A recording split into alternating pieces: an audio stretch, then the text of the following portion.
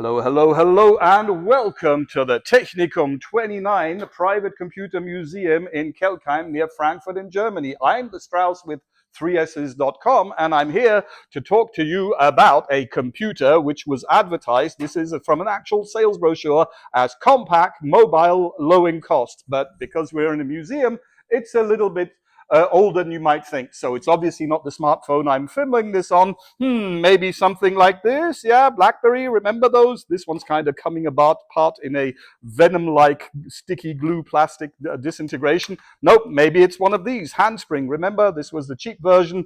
Palm Pilot, all of that, not even close. Into the 90s, Psion Series 3A. This was a very, very advanced machine for its time. Great design out of the UK. We're not even close. Maybe this guy, right? The IBM 5100, which is the grandfather of the 5150, the actual original IBM PC. This looks kind of luggable, Yep, nope, that's not even what we're talking about. Not even close. So maybe it's one of these, Commodore SX64, right? You take the Commodore 64, you put a tiny little color CRT, and and you're off to the races. Nope, it's not that one either. The thing that is advertised here as compact, mobile, low in cost is this chunky beast.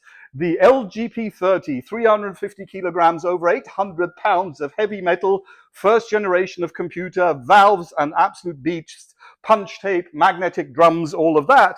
But it's advertised as high-speed computation right at your desk. And that's what the marketing pitch are doing correctly, because the other ones, like for instance here, the Bendix G15, if you look at Usagi Electric, I'll link his YouTube channel. He's got one working in North America. It's the size you need a room, right? It's multiple cabinets. So having one, which like this one, you can actually push forward and backwards with just one person being very gentle. That was revolutionary, right? It meant that this thing was then accessible to smaller engineering shops, smaller university, and that led to the crazy explosion of use, which I document in another video. This thing has been super duper influential.